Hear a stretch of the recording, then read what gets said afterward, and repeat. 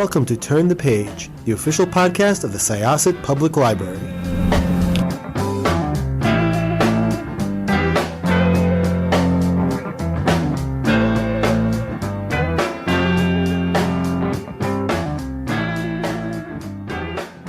Hello, everyone. Welcome back to Turn the Page. I'm your host today, Jen, and I am joined by an extremely accomplished writer and an instructor and professor of writing. And I'm really excited to talk about his new book as well as his work in general. So let's get right into it.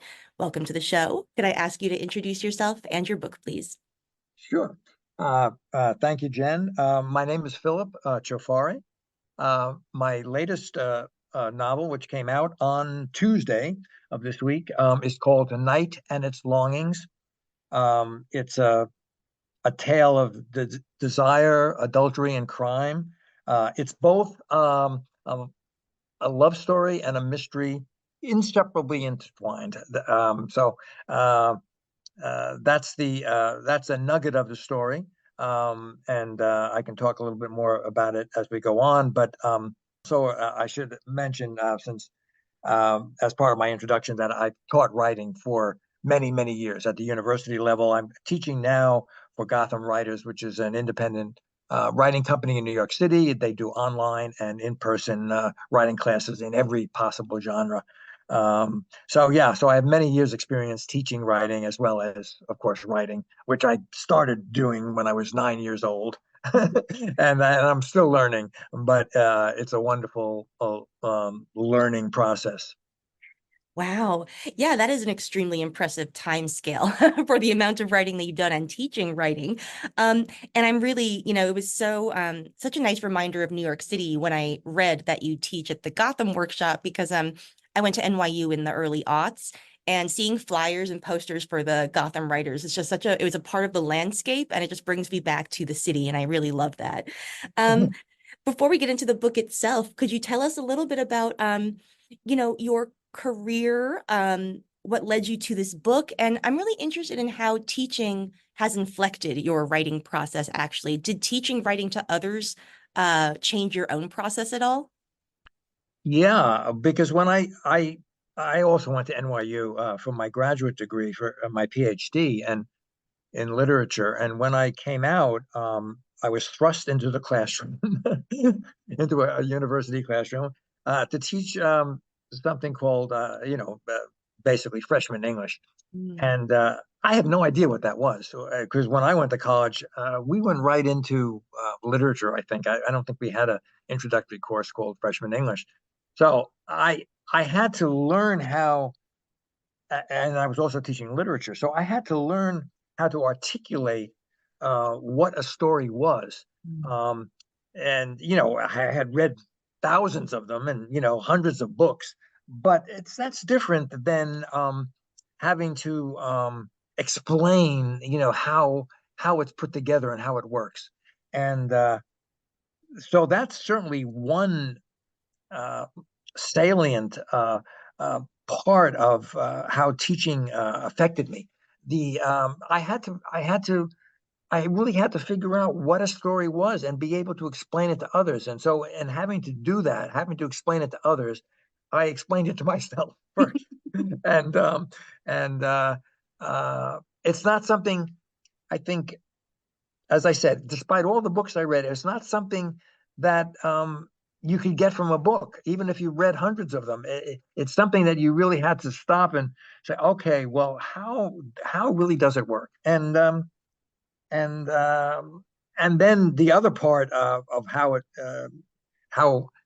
teaching affects my writing is that I I just love being around creative people and people who are trying to express their deeper selves, because it's not something we can do easily in the world. I mean, at our job, we're not being paid to express our deeper selves. We're being paid to perform a function.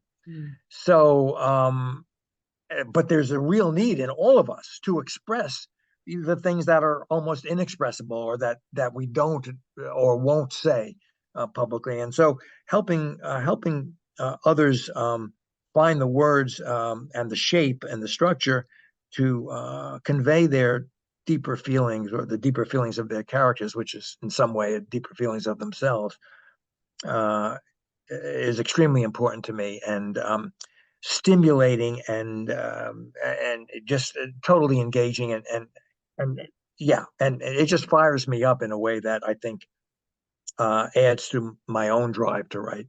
Mm, that's great. Yeah, and I'm really interested actually. That's such a good setup for my next question. Um, in that, need to express the inexpressible.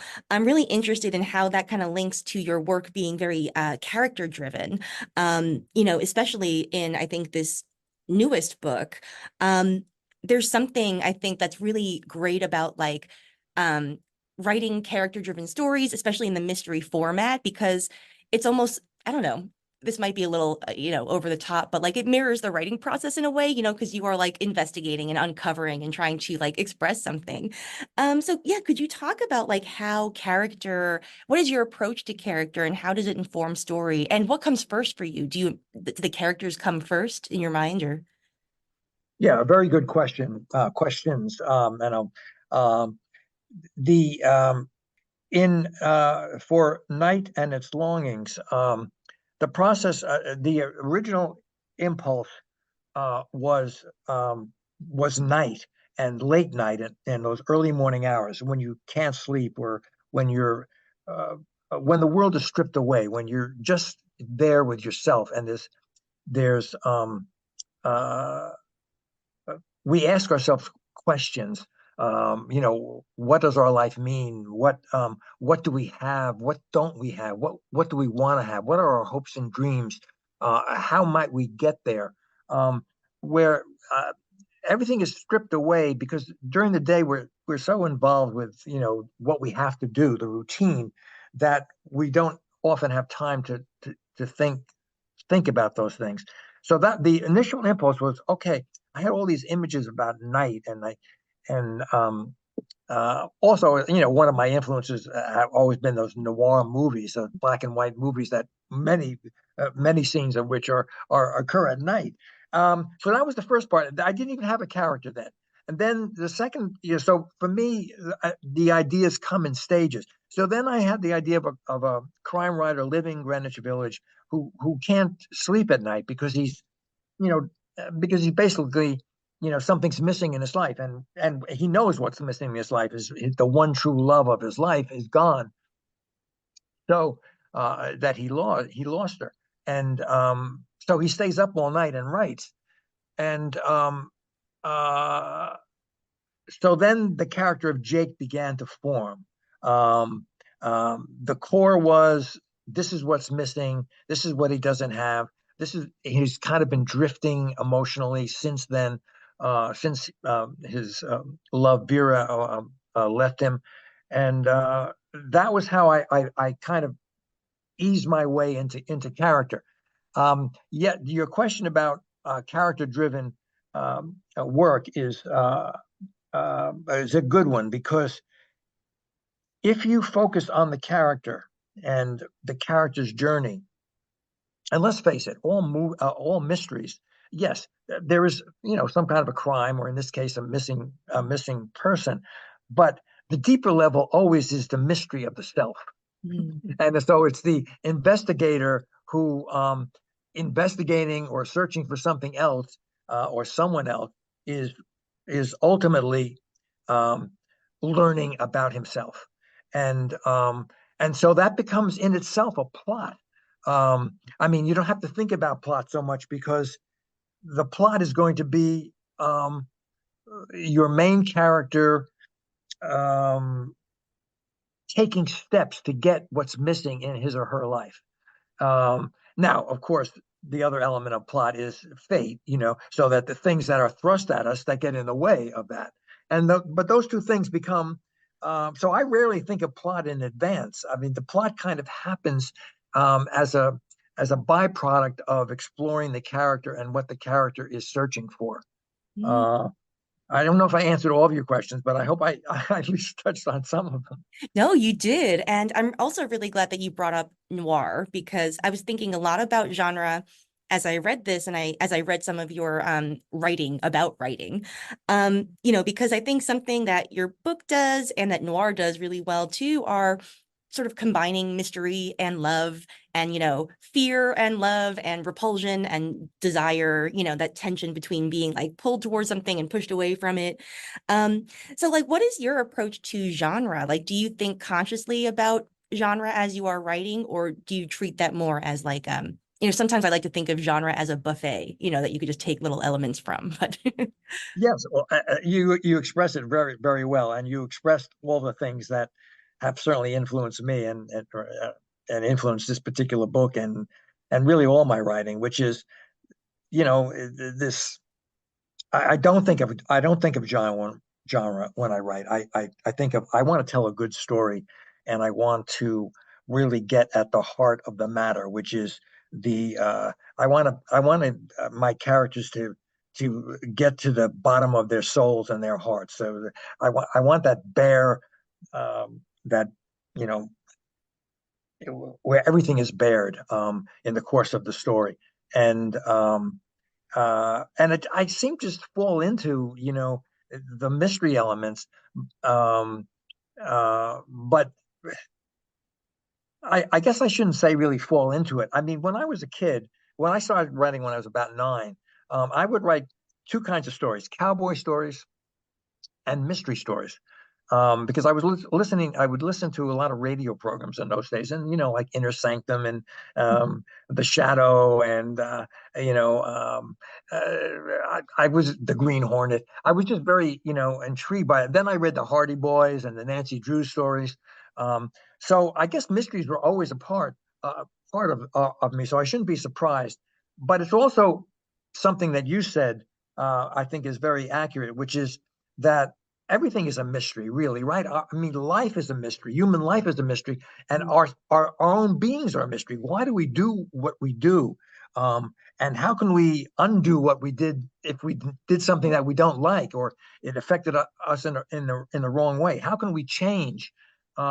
So that's really the ultimate mystery, I think, beneath all of the stuff that I write. Um, but it all kind of gets wound together. yeah. So let's talk a little bit about writing in general too. So when you are, working with young writers or new writers who want to work on their craft, um, how do you suggest? Because I think the scariest thing for so many people is like the blank page with the blinking cursor, So like writer's block is sort of an overused phrase, but what are your strategies and what strategies do you teach for sort of getting around like the fear of starting, that, just getting over that initial hump? Yeah, well, one thing I say is, listen, don't wait around for the fully formed idea, because you might wait your whole life. So anything you can get down, um, an image, a sentence, um, a description of a place, a description of a person. Start anywhere that you can, and because once you have a word or a sentence down, it's a lot easier to move to the sentence number 2 than if there's nothing on the page. So my basic advice is, listen, start anywhere you can. As I said before, in Night and Its Longings, the impulse was just, these images of night and darkness, and how that was a metaphor for human existence. That we're kind of born into night, and we're looking to find the light, in all that darkness. Um, so that's one thing I would say. The other is, if you want to use your own life as the basis, start with a significant event in your life, something that you consider like a really important event or moment or day or activity, and start to write about that. Just tell us about it. Just to describe it in the simplest way you can. And then once you've done that, you can go back and show us and write about what led up to that event or that significant moment. And then you could write about the consequences, what happened after that significant event or moment. And then you basically already have a beginning, a middle, and an end. So you've got the fundamental structure, of a story. And then you can, just keep rewriting it and reworking it and until it's polished. And just one more thing that I would add: if you're having trouble getting started, take a workshop or a class, because it's having a place to read your work or to bring your work and having to do it every week is a motivation that I think will help you over that initial hump, because you'll be around other people who are also struggling with the same thing. And believe me, I really think if you're stuck, that's one way to get started. Yeah, it sounds like structure is really important both for stories and for writers, having some sort of structure Yeah. to your writing process. Um, yeah, wow, this has been really lovely. And I really enjoyed reading your book. And I think that, a lot of your writing that I found online about writing is, really insightful and helpful. And I also love that, you reflect on your own work as illustrative examples, as you are doing so. It's a very interesting process. And I enjoyed, learning about it. Yeah, yeah. Well, yeah, as I said, writing and teaching have basically been my life and the driving force of my life. So I can't think of my life as separate from that. I mean, it's all it's all. And I don't even think of it as work. I mean, it's just I get up in the morning and this is what I do. Mm, And then at night I teach. So um, yeah, it's all a fluid process. And it probably gives you good material too, right? Because if you're always teaching, you're also always learning, and so you're always having new input and things like that. Well, and you're meeting new people and you're Yeah. getting to understand their psyche and what motivates them and what they're trying to do. And what better way to learn about character than to experience, it intensively, um, uh, every week with a set of students. Um, in addition to whatever else is going on in your life, but you always, you have these people who you're watching them transform their inner beings onto the page. So it, you know it, it's so much more satisfying than so many superficial conversations that take up so many of our hours. Oh, absolutely. Yeah, it's a nice curative for, small talk and and the enervation of it. Yes, So, yeah, yeah, yeah, yeah, absolutely. well, thank you so much for joining us. This has been really great, and I'm very excited for our patrons to check out your book and perhaps your writing instruction. I'm going to link them to Gotham and to your work. So thank you so much Yeah, again. yes, that's great. And yeah, if you can link them to my website, I'd be happy to answer It's any time to questions that close people this have, chapter or, of Turn the Page. yeah, Join anything us for the about next writing episode. that's concerning them. Get to me through my website, and I'd be happy to answer your questions. So it's just my name, philipcioffari.com. Awesome. Great. Thank you. Listeners, it is now your turn. You're going to check out Night and Its Longings, as well as, an array of other great novels and a lot of really useful information if you want to get started writing. Thank you so much for joining us, everyone. It is now time to close this.